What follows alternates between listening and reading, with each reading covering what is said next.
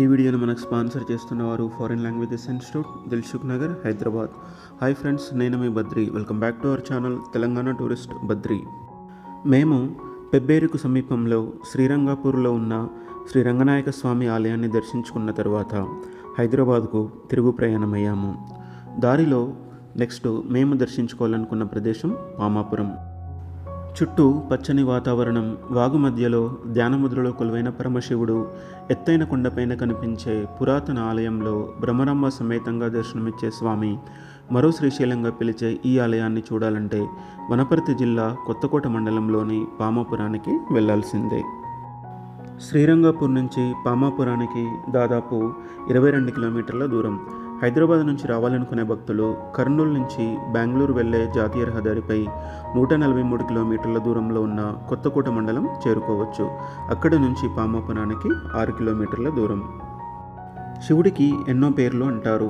శ్రీశైలంలో స్వామి భ్రమరాంబ మల్లికార్జునుడిగా కొలువుదీరితే పామాపురంలో శివుడు భ్రమరాంబ సహిత రామేశ్వర స్వామిగా భక్తుల పూజలు అందుకుంటున్నాడు. స్వామి ఇక్కడ స్వయంభూగా వెలిశాడని అంటారు. 2 సార్లు ఈ ఆలయం ఆనవాలు కోల్పోయినా మళ్ళీ కట్టారని చరిత్ర ద్వారా మనకు తెలుస్తుంది.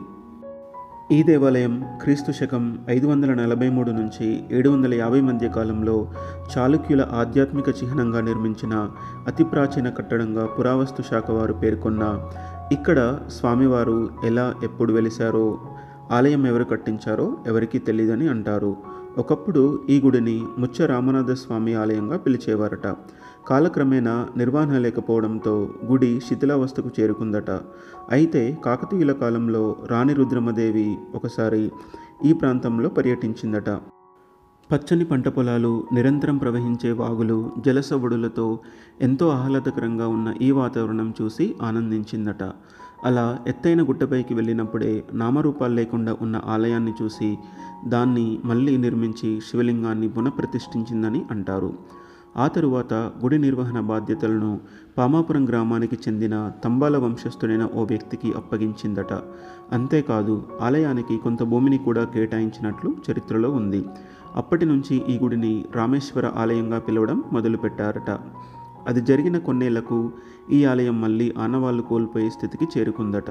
అలాంటి సమయంలో అంటే 1981 ప్రాంతంలో ఆలంపూర్ సంస్థానం రెడ్డి రాజుల వంశస్థులు సురేందర్ రెడ్డి కుటుంబ సమేతంగా ఈ గుడికి వచ్చారట. ఆ తరువాత తండ్రి కోరడంతో ఈ గుడిని మళ్ళీ కట్టించాలనుకున్నారట. దేవాదాయ శాఖ అనుమతితో సచ్చిదానంద గణపతి స్వామీజీ పీఠాధిపతుల ఆశీర్వచనంతో 2017లో ఆలయ పునర్నిర్మాణం మొదలుపెట్టారు. ఆ తరువాత ఇక్కడ శివలింగంతో పాటు భ్రమరాంబ అమ్మవారి విగ్రహాన్ని కూడా ప్రతిష్ఠించడంతో అప్పటి నుంచి ఈ గుడిని భ్రమరాంబ సమేత రామేశ్వర స్వామి ఆలయంగా పిలుస్తున్నారు. ఈ క్షేత్రంలో ఉన్న శివలింగం కాశీలో ఉన్న శివలింగాన్ని పోలి ఉంటుందని అంటారు. ఇక్కడ కేవలం శివాలయం మాత్రమే కాదు, నవగ్రహ మందిరం, జంట నాగుల మందిరం, సంజీవ ఆంజనేయ స్వామి ఆలయం ప్రత్యేక ఆకర్షణగా నిలుస్తున్నాయి. ఆలయ పుష్కరిణిలో ఉండే నంది విగ్రహం భక్తులను ఎంతగానో ఆకట్టుకుంటుంది. ఈ ఆలయం పక్కనే ఊక చెట్టు కింద వాగు ఉంటుంది. ఏడాది పొడవునా ఈ వాగులో నీరు ప్రవహిస్తూనే ఉంటుందని చెప్తారు. ఈ నీటి మధ్యలో 18 అడుగుల భారీ శివుడి విగ్రహం 7 అడుగుల పీఠం పైన కొలువై ప్రత్యేక ఆకర్షణగా నిలుస్తుంది.